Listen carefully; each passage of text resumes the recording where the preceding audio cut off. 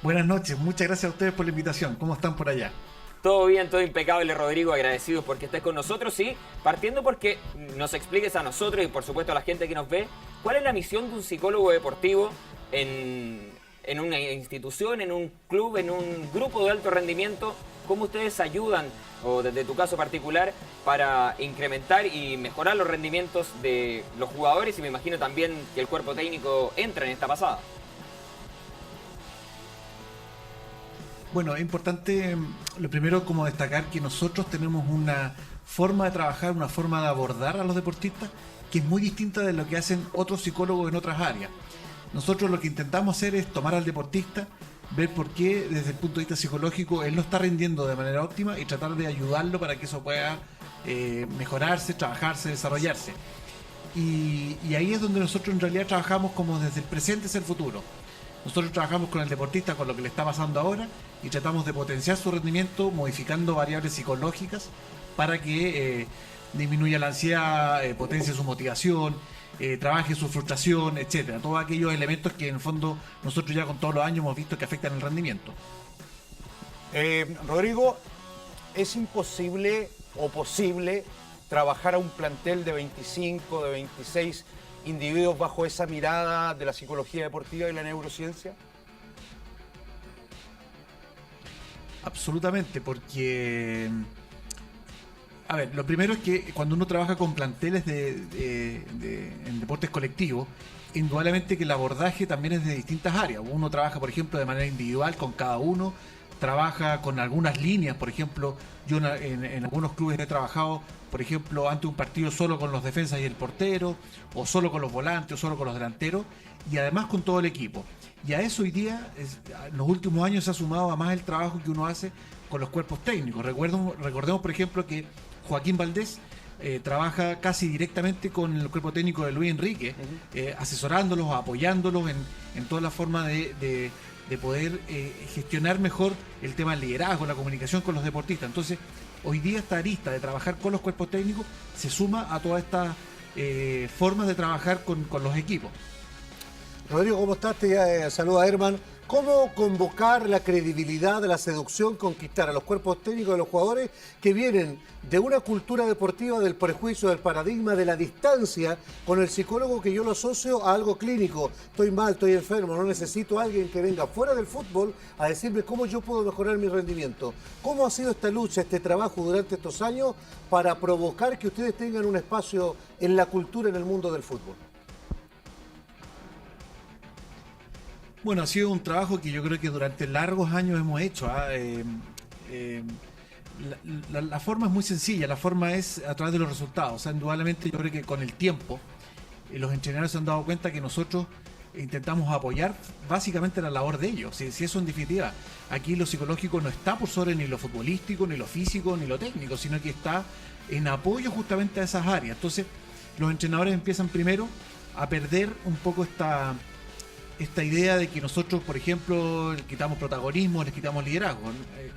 Y después está un poco en la idea de que hoy día no hay ninguna posibilidad que un jugador pueda rendir de manera óptima, tomar buenas decisiones, que eso es todo utilizado por el cerebro, si es que no tiene una mente positiva. O sea, hoy día la neurociencia lo que nos dice es que la mente, que son nuestros pensamientos, nuestras emociones, influyen notablemente sobre el cerebro, que es en definitiva lo que utiliza el deportista para tomar cualquier tipo de decisión en un partido. Entonces, hay evidencia científica, hay experiencia, y esto yo creo que claramente hoy día me parece que ya en gran parte del mundo, y aquí en Chile también, ya es un área un poquito más consolidada y ya se sabe bien un poco nuestro verdadero rol.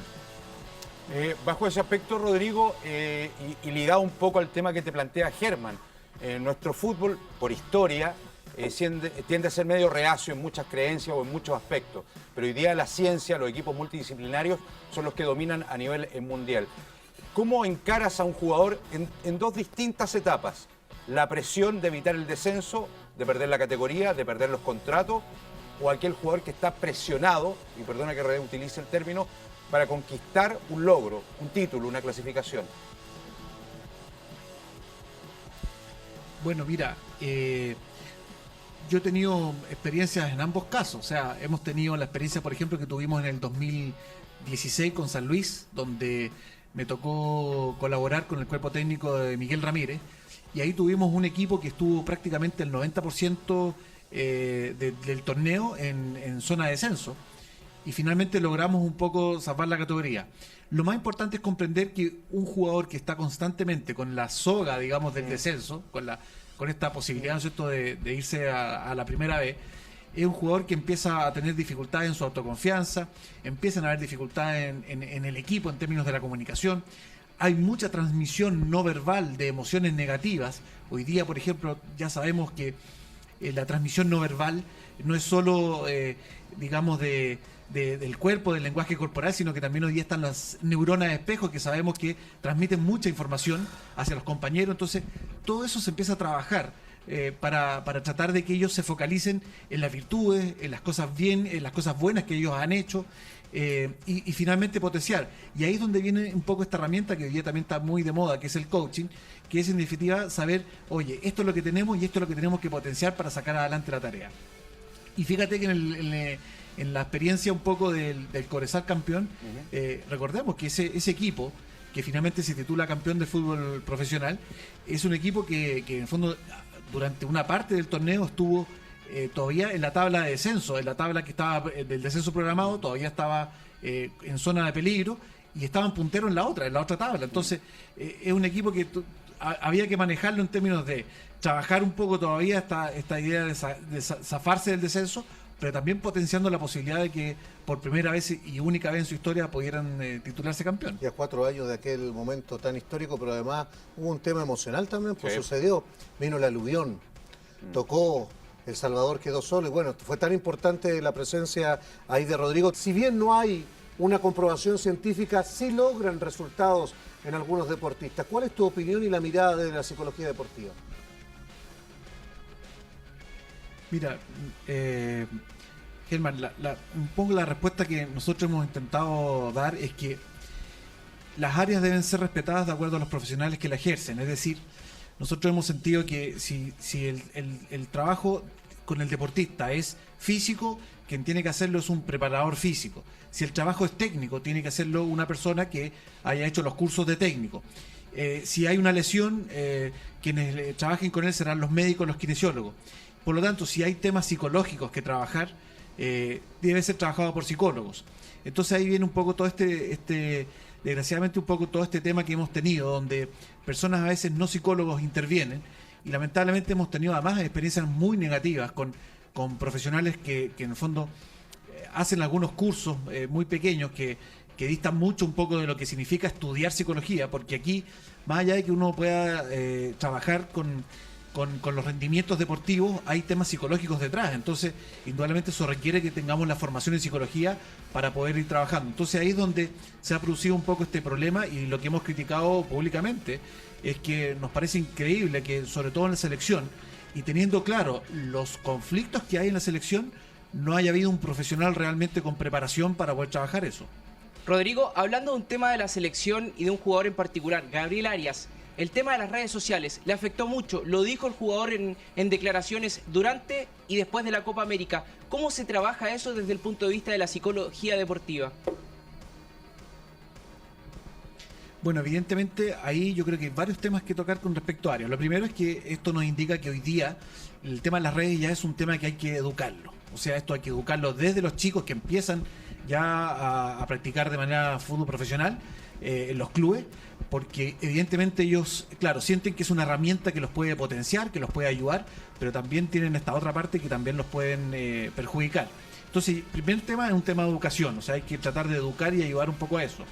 Yo recuerdo la experiencia, por ejemplo, también en San Luis que tuvimos, era que el encargado de comunicaciones se reunía con los juveniles constantemente, sobre todo con los juveniles que iban a ascender al primer equipo, en trabajar un poco este tema. O sea, les enseñaba desde cómo comunicarse hasta el manejo adecuado de las redes sociales. Lo segundo es que ahí claramente, más allá del tema deportivo de Arias, había que trabajar también un poco el tema más de psicología no deportiva, y por eso era importante, incluso, insisto, en la posibilidad de que hubiera un psicólogo ahí, porque claramente ese tema había que abordarlo con un trabajo de contención, No digo con terapia directamente, pero con un trabajo importante de contención que se puede realizar desde la psicología, tal vez no tan deportiva. Y lo tercero es un poco haberle enseñado algunas técnicas y herramientas que él pudo haber utilizado durante el desarrollo de la Copa América para poder manejar mejor todo lo que implicaba esta presión de tener que reemplazar a un jugador como Bravo. Que además no reemplazó a cualquier jugador, sino que además un jugador que estuvo alejado por la selección por un tema de conflicto, etcétera. Entonces le tocó bien difícil, la verdad. Rodrigo, buenas noches. Con respecto a lo que tú mencionas sobre el tema de los jugadores, ¿cuál es el tratamiento o, por decirlo así, la facultad que se ocupa para estar con un jugador una vez por semana, una vez al mes? Va a depender de la situación de cada jugador o en grupo.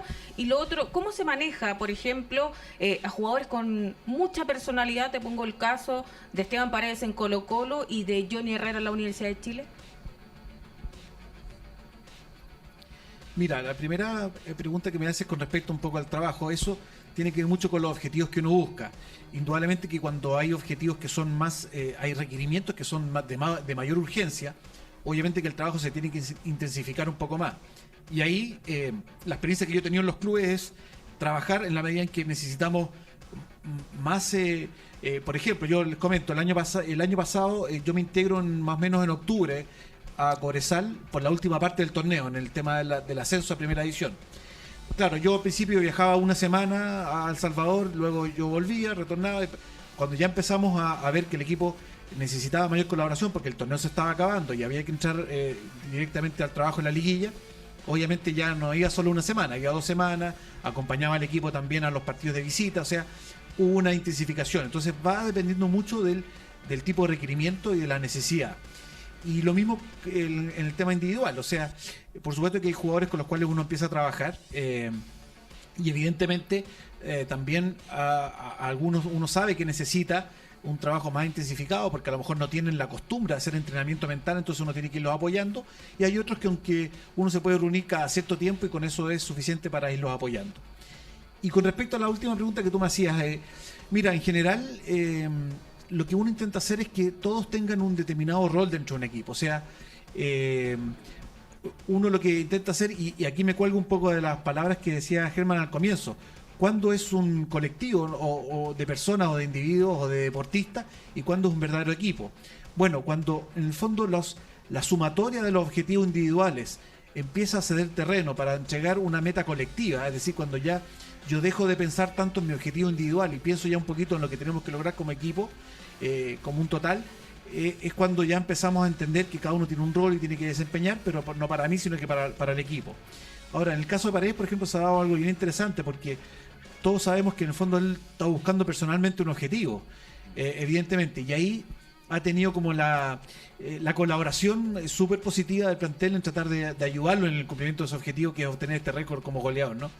Pero en general, lo que uno intenta hacer es que todos tengan el espacio que corresponde que tengan y tratar de darles la apertura y en algunos casos también apoyarlos, porque evidentemente jugadores como Herrera, como Paredes y otros más que pueden tener mucha experiencia, también pueden fallar en el liderazgo, en la comunicación, y sobre todo que hoy día estamos viendo en el caso de la U y en otros clubes el tema de inteligencia emocional, que hoy día es fundamental para poder llevar a cabo tareas eficaces en los equipos.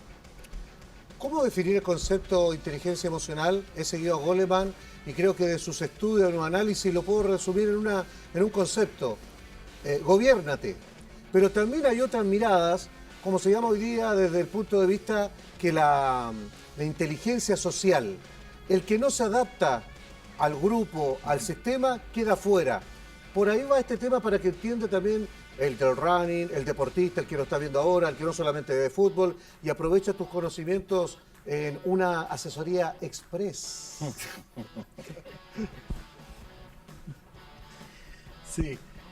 Mira, que hay dos cosas importantes de transmitir hoy día. Primero, que nosotros tenemos un cerebro que nace negativo para todos. Independiente de cómo nacemos, cómo fuimos estimulados, es un cerebro que el único objetivo que tiene es ayudarnos a sobrevivir. Al cerebro lo único que le interesa es que nosotros lleguemos vivos a la noche. Da lo mismo si llegamos tristes, contentos.